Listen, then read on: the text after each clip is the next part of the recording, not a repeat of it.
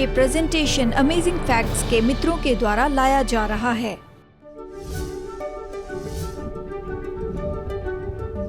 लोग जैसे मानते हैं कि बिजली एक ही जगह पर दूसरी बार नहीं गिरती है, इसके विपरीत ये तो वस्तुएं और लोगों पर गिरकर उन्हें नाश करती है। बड़े इलेक्ट्रिकल स्टॉर्म्स के दौरान ये तो कई बार गिरती है। उदाहरण के लिए एक तूफान के बीच न्यूयॉर्क की एम्पायर स्टेट बिल्डिंग, 15 मिनट में इस पर 15 बार बिजली गिरी। कई बार एक बार बिजली गिरते ही, और ऐसा माना जाता है कि 42 ऐसे डिस्चार्जेस होते हैं जो एक ही जगह पर होते हैं, इतनी रफ्तार से कि ऐसा लगता है बस एक ही बार चमकी है, लेकिन ये 1/4 सेकंड से भी कम समय में होती है। एक बादल से दूसरी बादल की ओर बिजली जाना भी सामान्य बात है, और बादलों के बीच में ये 20 मील की दूरी तक गई है। चाहे बिजली बादल से बादल या बादल से जमीन या फिर जमीन से बादल की ओर गई हो, हम ये चूक नहीं सकते कि इतनी बड़ी ज्योति यहाँ पर आकाश में चमकती है। मत्ती 24 में यीशु ने कहा है, जैसे बिजली पूर्व से निकलकर पश्चिम की ओर जाती है, वैसे ही मनुष्य के पुत्र का आगमन भी होगा। इस वचन के बावजूद कुछ विश्वास करते हैं कि उसका आगमन गुप्त में होगा, लेकिन सच्चाई क्या है? दोस्तों, मेरे साथ में जुड़ जाइए जैसे हम इसे देख रहे हैं कि बाइबल सच में मसीह यीशु की वापसी के बारे में क्या कहती है। लोग ये जानते हैं कि कुछ न कुछ असाधारण बात हो रही है।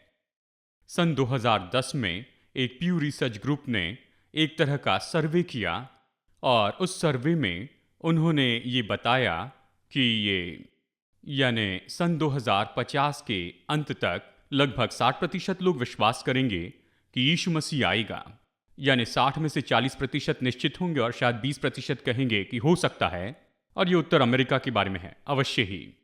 और आज इसी के बारे में हम चर्चा करेंगे। ये पिनिकल ऑफ प्रोफेसी है और यीशु के आगमन के चिन्ह हैं। और ये बात तो बहुत ही दिलचस्प है कि दानियल भविष्यवक्ता की किताब तो प्रकाशित वाक्य की साथ ही किताब है, इसलिए हम इन दोनों को देखेंगे। प्रकाशित वाक्य की किताब दानियल की किताब के बारे में बताती है। अब देखिए दानियल अध्याय 12 वचन नंबर 4 में, परंतु हे दानियल, तू इस पुस्तक पर मोहर करके इन वचनों को अंत समय तक के लिए बंद रख। ये क्या कह रहा है, इस पर सवाल नहीं है। फिर कहता है, बहुत से लोग पूछ पाछ और धूम धान करेंगे। सबसे पहले उन्हें परमेश्वर के वचन में ढूंढकर यहां पर सच्चाई को ढूंढना होगा, लेकिन इस मुद्दे को चूक नहीं सकते कि लोग यहां वहां भाग रहे हैं। आप कल्पना कीजिए, 6000 साल पहले सबसे रफ्तार से दौड़ने वाला तो घोड़ा था। हम कल्पना नहीं कर सकते ये चित्र इतना बदल जाएगा। नेशनल जियोग्राफिक ने 2006 में, मुझे पता है ये पुराना आर्टिकल है, ये मैगजीन कवर है, अगर आप चाहे तो ये देख सकते हैं। यहाँ पर ये कोट है कि लोग अपने घर से दूर दूर की यात्रा कर रहे हैं, मनुष्य के पूरे इतिहास में जो हुआ उससे भी बढ़कर, और ज्ञान बढ़ता जाएगा। आप देख रहे हैं स्क्रीन पर, ये तस्वीर है ग्रेट हैड्रॉन एक्सीलरेटर की, और ये दुनिया का सबसे बड़ा एक्सपेरिमेंट है। ये संसार की सबसे बड़ी मशीन है, और ये जमीन से 500 फीट नीचे है, और ये 17 मील की लंबी टनल है जिनीवा में जमीन के नीचे। और वहाँ सारी यूरोपीय सरकार एक साथ मिलकर लगभग $13 बिलियन उन्होंने दिए हैं कि वो ये बना सके, ये टेस्टिंग इक्विपमेंट की फिजिक्स को समझ सके। और जैसे वो इन पार्टिकल्स को हाइपर एक्सेलरेट करते हैं, स्मैश करते हैं, और वो यहाँ पर ये देखने की कोशिश कर रहे हैं कि इसमें मुख्य केंद्र भाग क्या है जिससे जीवन बना है। जीवन की मुख्य बात क्या है जानते हैं, इसका दूसरा नाम है। और जब ये मशीन बनाई गई थी, उन्होंने खोज करने लगाई गॉड पार्टिकल, ये नाम दिया था। उन्होंने कहा, हम जानने की कोशिश कर रहे हैं कि सब कुछ कहाँ से आया है। ये बड़ा निवेश है। खैर, तकनीक में केवल वहाँ जिनीवा के भूमिगत बात में नहीं, लेकिन ऊपर आसमान में स्पेस स्टेशन में भी ज्ञान बढ़ती गया है। बस एक जीवन काल में, कहिए 1 सदी में, 100 साल में कितने बड़े बदलाव आए हैं, कितने नए आविष्कार हुए हैं। गाड़ियां, हवाई जहाज, रेडियो, टेलीविजन, स्मार्टफोन, कंप्यूटर्स। आज बहुत से जवान नहीं समझ सकते कि स्मार्टफोन के बिना संसार क्या है। जानते हैं, मैंने एक बार ली थी एक रेंटल कार। हम लकी थे, हमें लो माइलेज रेंटल कार मिल गई। उसे चलाना सीखते हुए 3 बार तो मैंने उसे कई बार बिगाड़ दिया। जब वहाँ पहुँचे तो मैं कार में बैठा और मैंने कहा, ये अच्छी बात है, लो माइलेज कार है, मुझे बताया गया चाबी लगाने की ज़रूरत नहीं, बस बटन दबाना है। चाबी मेरे जेब में थी, मैं सोच रहा था इसे कहाँ लगाऊं। मैं पुराने लोगों में से हूँ, चाबी लगाना चाहता हूँ। मैं चाबी लेकर कार के पास में गया, उसे उसकी ज़रूरत नहीं थी, वो अपने आप खुल गई। मैंने कहा, शक्ति बर्बाद करना, मुझे ढूंढना है। मैं बस शिफ्ट करने के बारे में देख रहा था और मुझे ये पता नहीं था कि बस वहां पर एक नॉब दबाना था। ये वॉल्यूम के जैसे शिफ्ट गियर वॉल्यूम बटन के जैसे थे। मैं पुरुष के जैसे कुछ पकड़कर खींचना चाहता था, जानते हैं, ये बस नॉब घुमाना था। इससे मैं परेशान हो गया। सब कुछ बदल गया है। कल्पना कीजिए प्रेरित पौलुस को स्मार्टफोन के बारे में बता रहे हैं। वो सोचेगा आप दुष्टात्मा से ग्रसित हैं। पौलुस कहेगा मैं इसे ढूंढता हूं, कोई बात नहीं पौलुस, मैं गूगल करूंगा। क्या तुमने क्या कहा? सब बदल गया है। और मेरे लिए एक और सबूत है कि मसीह का आगमन तो बहुत ही निकट आ गया है। वो है पूरे संसार में प्रचार हो रहा है। मत्ती 24 में वचन 14, और ये मेरे लिए बहुत ही सामर्थी भविष्यवाणी है जो बताती है कि हम अंतिम दिनों में हैं। यीशु ने कहा, बहुत ही स्पष्ट रूप में बताया है, राज्य का सुसमाचार सारे जगत में प्रचार किया जाएगा कि सब जातियों पर गवाही हो। और फिर वो कहता है कि तब अंत आ जाएगा। ये नहीं कहता शायद आएगा या फिर हो सकता आए या ना आए।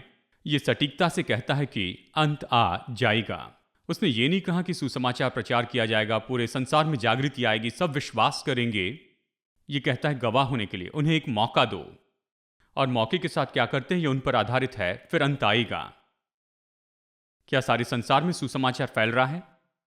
पिछले 2 दिनों में हमें फिर से न्योता आया है चीन से कि अमेजिंग फैक्ट तो बहुत आशीषित है। और शायद हम उनमें से एक हैं, या शायद हम एकमात्र हैं जिन्हें पिछले 50 साल में एक सीरीज पर एक सभा में सिखाने का न्योता दिया गया, जो चाइना के टेलीविजन के ऊपर में प्रसारित होंगे। और ये रोमांचक बात है। और फिर मुख्य बात तो ये है, वो उसकी कॉपीज बनाएंगे, वो इसे बहुगुणित करेंगे। और हाल ही में मुझे एक फ़ोन कॉल आया था वहाँ के हेडक्वार्टर से कि क्या आप वापस आएंगे। यानी अब तो सुसमाचार सैटेलाइट पर आ गया है।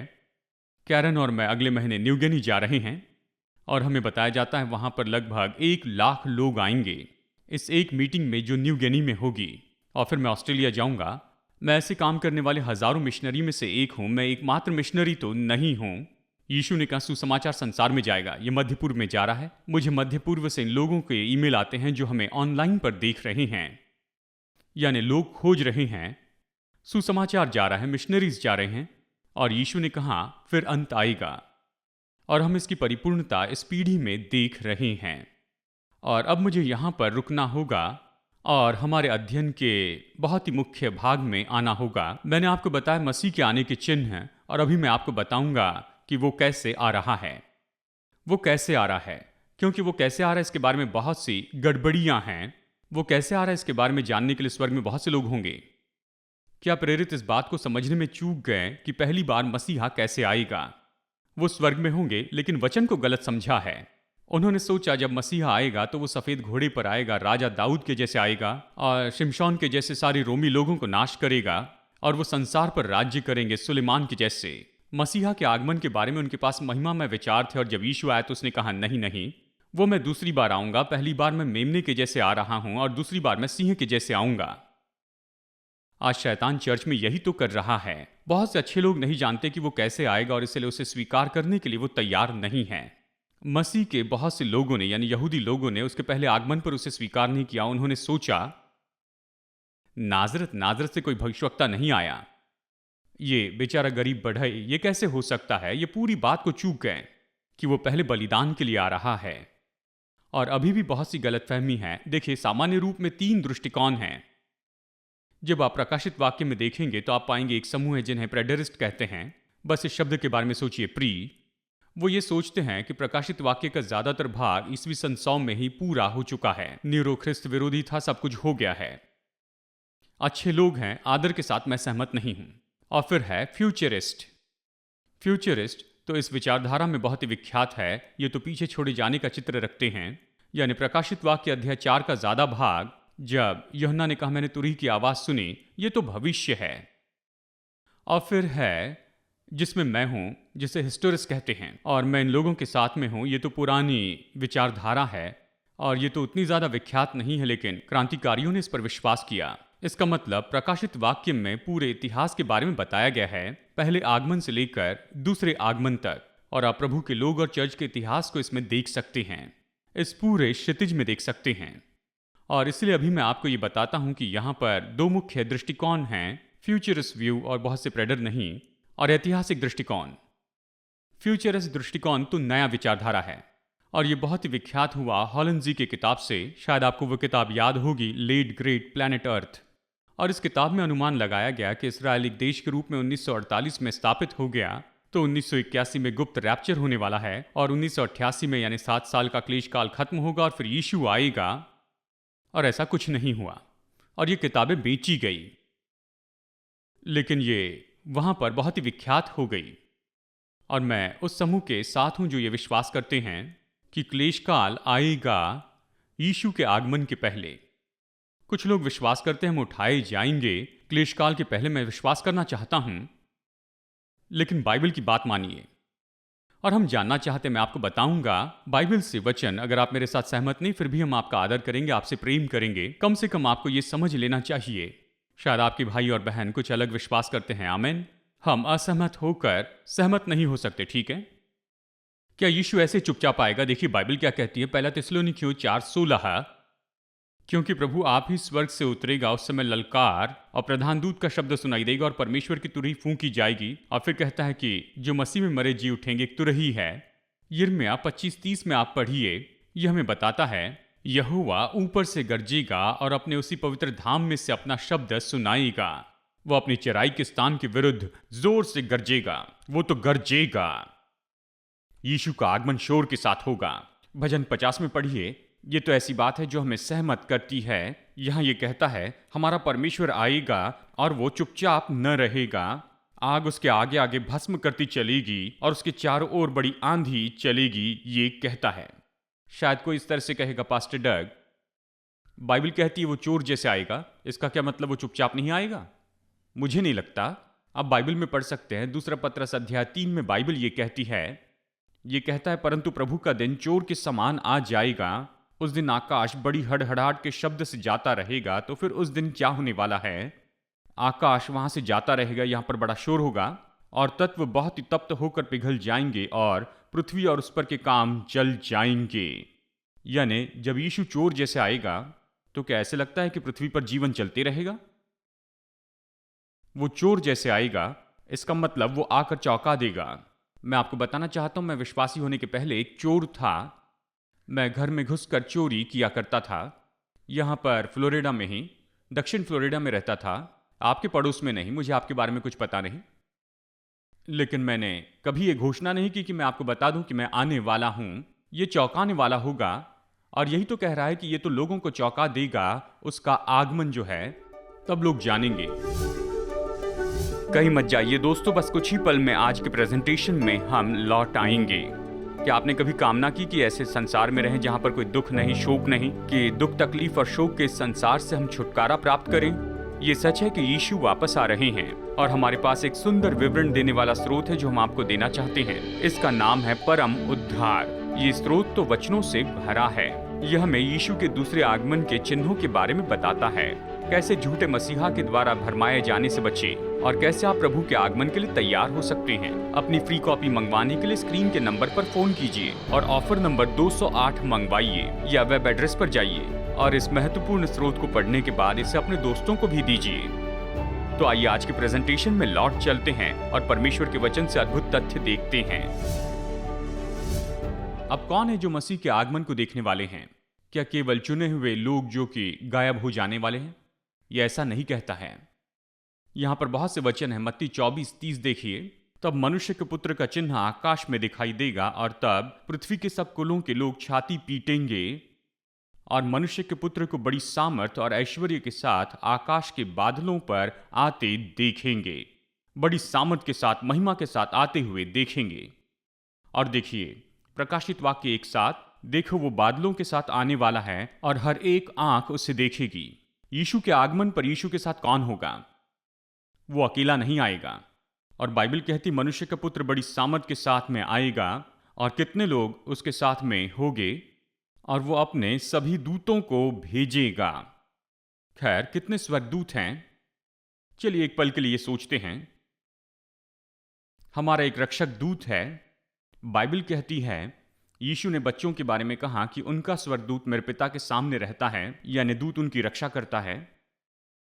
और इस संसार में 7 बिलियन लोग हैं। परमेश्वर के स्वर्गदूत केवल परमेश्वर के सेवकों की रक्षा नहीं करते हैं, वो सेवा करने वाली आत्माएं हैं, वो बड़ी सेना है। वो तो ऐसे प्राणी हैं जिनका अलग अलग व्यक्तित्व है। ये करोड़ों हैं। और फिर एक स्वर्गदूत परमेश्वर के पास से नीचे आया। आप हिजकिय्याह के समय के बारे में पढ़ लीजिए। प्रभु का स्वर्गदूत सीरिया की सेना में जाता है। एक स्वर्गदूत ने एक दिन में 1,85,000 शत्रुओं को मारा। जो स्वर्गदूत यीशु की कब्र की रक्षा कर रहा था, माफ कीजिए, जब स्वर्गदूत आया पुनरुत्थान के समय, तो रोमी सिपाही जो कब्र की रक्षा कर रहे थे, वो तो इतने डर गए कि स्वर्गदूत नीचे आया, उसने पत्थर लुढ़का दिया तो सिपाही मरे जैसे गिर गए। एक स्वर्गदूत। क्या आप कल्पना कर सकते हैं कि स्वर्ग तो भरा है, यानी करोड़ों, हाँ, करोड़ों स्वर्गदूतों से। ये नहीं कहता कि एक भी छोड़ देगा, कहता है कि अपने सारे दूत लाएगा। सारे स्वर्गदूत हमारे उद्धार में जुड़े रहे हैं। वो दिलचस्पी लेते हैं कि हम लोग छुटकारा प्राप्त करें। और देखा जाए तो हमारे उद्धार के लिए उनकी एक भूमिका है। यीशु की महिमा क्या होगी जब वो अपने स्वर्गदूतों के साथ में आएगा और लोग उसके आगमन के लिए तैयार नहीं होंगे। जब यीशु स्वर्ग से प्रकट होगा अपने सामर्थी दूतों के साथ, धधकती हुई आग में स्वर्ग से प्रकट होगा उन पर जो परमेश्वर को नहीं पहचानते। ये था दूसरा थिस्सलुनीकियों अध्याय 1 वचन 7 और 8। आप दूसरा थिस्सलुनीकियों अध्याय 2 वचन 8 में पढ़ सकते हैं। तब वो अधर्मी प्रकट होगा जिसे प्रभु अपने मुंह की फूंक से मार डालेगा और अपने आगमन के तेज से भस्म करेगा। उसके आगमन के तेज से वो जो दुष्ट है वो तो पूरी तरह नाश किया जाएगा। क्या आपने कभी देखा कि आप धूप भरे दिन में खेत में हैं और पत्थर उठाते हैं तो उसके नीचे के कीड़े अंधेरा ढूंढते हुए भागते जाते हैं, और रात के समय आप लकड़ियों में आग लगाइए तो ये सारे कीड़े रोशनी की ओर आते हैं। यानी 2 तरह के कीड़े होते हैं। कॉकरोच जैसे कीड़े जो ज्योति से दूर भागते हैं, और जुगनू और तितली है जिन्हें रोशनी पसंद है। जब यीशु आएगा तो ऐसे ही लोग होंगे। वहां पर कॉकरोच और तितली होंगे। और इसलिए यानी अगर आपके जीवन में प्रभु नहीं है तो फिर उसके आगमन से आप डर जाएंगे। लेकिन अगर आप प्रभु से प्रेम करते हैं तो बाइबल इसे धन्य आशा कहती है। लेकिन अगर आप स्वार्थ और पाप में जीवन जी रहे हैं तो यह आपको डरा देगा ही। परमेश्वर चाहता है कि आप शांति पाए, लेकिन विनाश के मार्ग में आप शांति पाए ये नहीं चाहता। वो चाहता है पश्चाताप करके उसके पास आने तक आप परेशान रहें। उसके आगमन की ज्योति उन्हें नाश करेगी। तो फिर धर्मियों के साथ क्या होगा जो यीशु के आगमन के पहले ही मर चुके थे? पहले मरे हुए लोगों से शुरू करते हैं। आप पढ़ते हैं मसीह में मरे हुए पहले जी उठेंगे। पहला थिस्सलुनीकियों अध्याय 4 में हम इसे पढ़ते हैं कि प्रभु आकाश में बड़ी ललकार के साथ आएगा, प्रधान दूतों का शब्द होगा, तुरही फूंकी जाएगी। किसी ने कहा यह बाइबल में सबसे जोर से कहा गया शब्द है। और जो मसीह में मरे वो पहले जी उठेंगे। तो क्या यह अभी भी गुप्त लगता है? तो फिर जो जीवित है प्रभु के आगमन के समय में उनके साथ में क्या होगा? जीवित और जिलाए गए संत के बारे में कहूंगा। मसीह में मरे हुए लोग जी उठेंगे और कुछ लोग यीशु के आगमन तक जीवित रहेंगे। मैं चाहता हूं कि मैं वहां पर रहूं। जैसे किसी ने मृत्यु के बारे में कहा, मैं मृत्यु से नहीं डरता, जब वो आए तो मैं वहां रहना नहीं चाहता। यानी हम में से बहुत से लोग परमेश्वर के द्वारा ऐसे चाहते हैं कि हम उस समय जीवित रहें। तो जो जीवित है उनके साथ क्या होगा? ये कहता है मुर्दे अविनाशी दशा में उठ जाएंगे और हम बदल जाएंगे। जो जीवित हैं वो लोग पलक झपकते ही, ये कहता है, ये नाशमान देह अविनाशी रूप धारण करेगी। इसका मतलब यह है कि हमारी देह बूढ़ी होती है, नाश हो जाती है, हमें ये महिमा में देह मिलेगी। पाप के पहले जैसे आदम और हव्वा की देह थी, फिर ज्योति चली गई। नाशमान देह अविनाश को पहन लेगी और ये मरणहार देह अमरता को पहन लेगी। तब हम जो जीवित और बचे होंगे उसके साथ बादलों पर उठा लिए जाएंगे। तो हम किस दिशा में जाएंगे? यही ये रैप्चर के बारे में कहता है कि हम उसके साथ में उठाए जाएंगे, उनके साथ में बादलों पर उठा लिए जाएंगे कि हवा में प्रभु से मिले। इस समय यीशु के पैर जमीन को नहीं छुएंगे। जब वह इस बार आएगा हम उससे मिलेंगे। और मसीह कहता है यही होगा, मैं तुम्हारे लिए जगह तैयार करने जाता हूं, और जाकर मैं तुम्हारे लिए जगह तैयार करता हूं तो मैं वापस आऊंगा और मैं तुम्हें अपने संग ले जाऊंगा। यहां उठाएगा हमें कि जहां मैं रहूं, यानी वो स्वर्ग में ले जाएगा, वहां तुम भी रहो। ठीक है?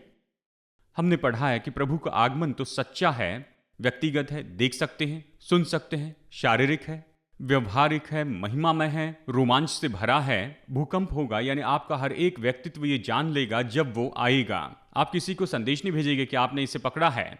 यीशु कल स्वर्गदूतों के साथ में आया था। ओ मैं चूक गया। मैंने देखा कुछ हवाई जहाज नीचे गिर रहे हैं, कार एक्सीडेंट हो रहे हैं। सुबह जागा तो बिस्तर पर का मेरा दूसरा साथी उठाया गया था। वो मेरी पत्नी थी, लेकिन वो अभी चली गई है। मैं जानता हूं मैं मजाक में कह रहा हूं, लेकिन मैं आपको शोकित नहीं करना चाहता। मैं जानता हूं लोग ये सोचते हैं, खैर जब यीशु का आगमन होगा, अगर मैं तैयार नहीं, कोई बड़ी बात नहीं। अगर मेरी पत्नी विश्वासी है, भरोसा करती है, अगर वो गायब हो जाए तो गंभीर बात है। फिर मैं क्लेश काल में से होकर जाऊंगा, जानूंगा ये सच्चा है। और आप चौंक जाएंगे कि बहुत से लोग ये सोचते हैं कि उन्हें दूसरा मौका मिलेगा, और इसलिए ये बहुत खतरनाक है कि ये बात नहीं समझे कि वो कैसे आने वाला है। दूसरा कारण है कि शैतान ने यहां पर बहुत सी ऐसी भरमाने वाली बातें रखी हैं। यीशु ने अपने दूसरे आगमन के बारे में क्या चेतावनी दी? जैसे आप मत्ती 11 में पढ़ते हैं, जो पहली बात कहता है मत्ती अध्याय 24 में, वो कहता है सचेत रहो कि कोई तुम्हें भरमाने न पाए। और वो बार बार कहता है बहुत से ऐसे होंगे जो मेरे नाम से आकर कहेंगे मैं मसीह हूं, और बहुतों को भरमाएंगे। हाँ, मुझे याद है मैंने एक जवान बहन को बपतिस्मा दिया जोन्स में, जोन्स टाउन में, और जबकि सब कुछ वहाँ पर चल रहा था उसमें से वो बच निकली। और फिर उनमें संदेह आए। वो अच्छे लोग थे, मेथोडिस्ट प्रीचर थे, बाइबल से प्रचार करते थे, लेकिन वो तो एक झूठे भविष्यवक्ता थे। और उन्होंने कहा कि मैं ही मसीह हूं। यीशु ने कहा झूठे मसीह खड़े होंगे और वो बड़े चिन्ह और अद्भुत काम दिखाएंगे। क्या चिन्ह चमत्कार ये सबूत है कि कौन सच्चा है और कौन नहीं? शैतान भी चमत्कार करता है, वो कर सकता है। इस पर बाद में चर्चा करेंगे कि यदि हो सके तो चुने हुओं को भी भरमा दे। आपको जानना होगा कि बाइबल क्या कहती है, क्योंकि अंतिम दिनों में शैतान सामर्थ्य रीति से भरमाएगा। कुछ लोगों को स्वर्ग का द्वार याद है, मार्शल एप्पलवाइट द्वारा। 39 लोगों ने विश्वास किया इस भरमाने वाले व्यक्ति पर, जिन्होंने कहा कि वही मसीहा है। और बहुत से लोगों ने आत्महत्या की ताकि वो स्पेसशिप में बैठे जो कि उस कॉमेट के उस पार रखी हुई थी, हिलबॉट कॉमेट, और उन्होंने ये जहर पी लिया। 39 लोग आत्महत्या कर बैठे। उन्होंने कहा प्रभु स्टार ट्रैक से संदेश भेजेगा। मुझे पता है परमेश्वर संदेश देते हैं, लेकिन ये यीशु का नहीं था। अंतिम दिनों में धर्मी जन को धोखा खाने से क्या रोक सकता है? यशायाह 8:20 अपनी बाइबल में देखिए। मैं जो कह रहा हूं उसे आप जांच लीजिए, नोट्स लीजिए। बाइबल कहती है व्यवस्था और चेतावनी ही की चर्चा किया करो। बाइबल इसके बारे में यही तो कहती है।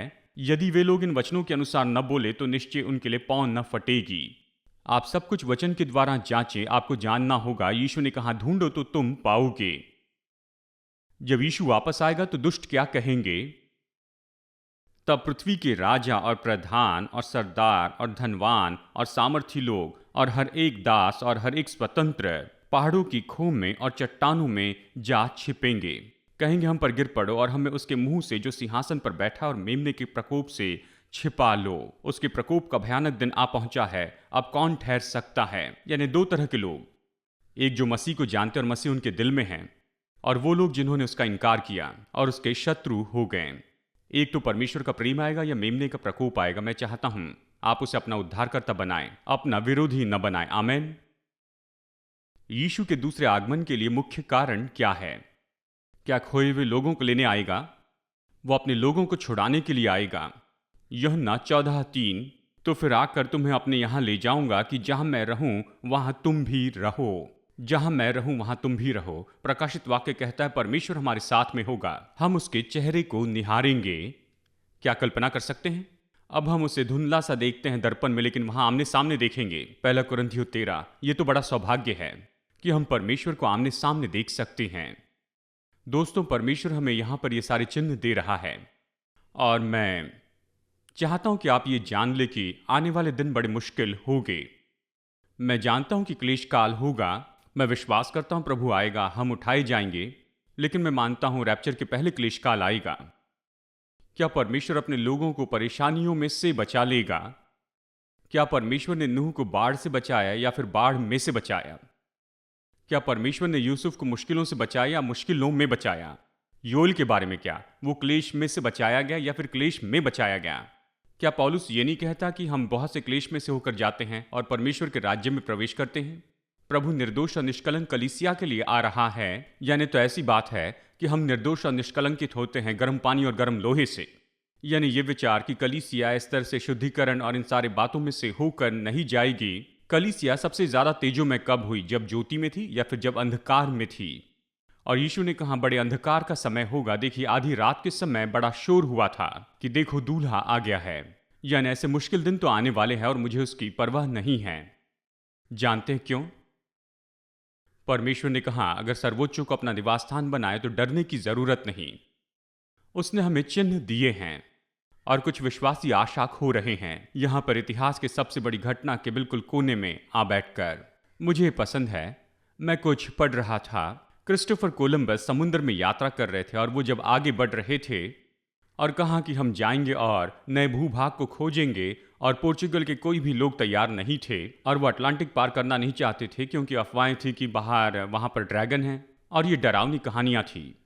और उन्होंने कहा हम पश्चिम की ओर जाएंगे जब तक कि जमीन न मिल जाए। जानते हैं 2 महीनों के बाद यानी अगस्त और सितंबर के बाद में वो सेलर्स पूरी तरह परेशान हुए और कोलंबस की डायरी पढ़ी। उसने बहुत प्रार्थना की थी। वो जानता था अलौकिक काम में हूं।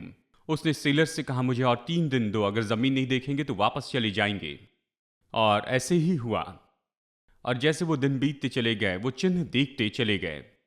और जैसे जैसे वो आगे बढ़ रहे थे वहां कुछ नारियल दिखे, कुछ सब्जियां भी दिखी।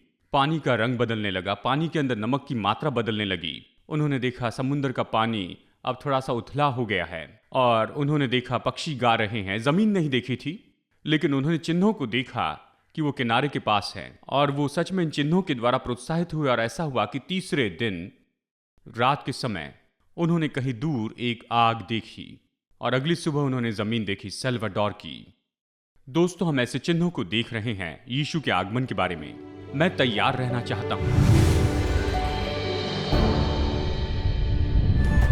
क्या आप हमारी टूटे संसार के लिए परमेश्वर की योजना जानना चाहते हैं? प्रोत्साहित कर प्रकाशन देने वाली amazing facts Bible study guide Bible पर आधारित 27 टॉपिकल लेसन्स प्रदान करती हैं। हर स्टडी गाइड आपको बाइबल के असली व्यवहारिक उत्तर की ओर ले जाती है। आपकी जिंदगी के सबसे महत्वपूर्ण सवालों के लिए ये उपलब्ध है इंग्लिश, हिंदी, तमिल और तेलुगु में।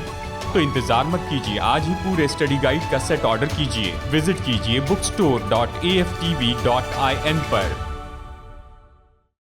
क्या पर्याप्त अमेजिंग फैक्ट्स बाइबल अध्ययन नहीं मिल सका? अधिक सच्चाई से भरे कार्यक्रमों का आनंद लेने के लिए आपको अगले सप्ताह तक प्रतीक्षा करने की आवश्यकता नहीं है। Amazing facts India media library AFTV.in पर जाएं। AFTV.in पर आप सीधे अपने कंप्यूटर या मोबाइल यंत्र से कई भाषाओं में वीडियो प्रस्तुतियों के साथ साथ मुद्रित सामग्री का आनंद दिन के 24 घंटे सप्ताह के 7 दिन ले सकते हैं। AFTV.in पर जाएं।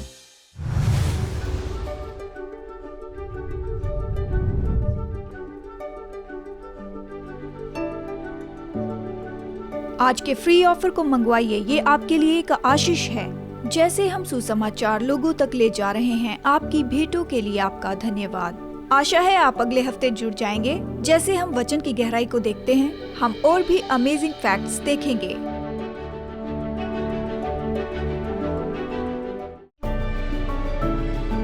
ये प्रेजेंटेशन अमेजिंग फैक्ट्स के मित्रों के द्वारा लाया गया।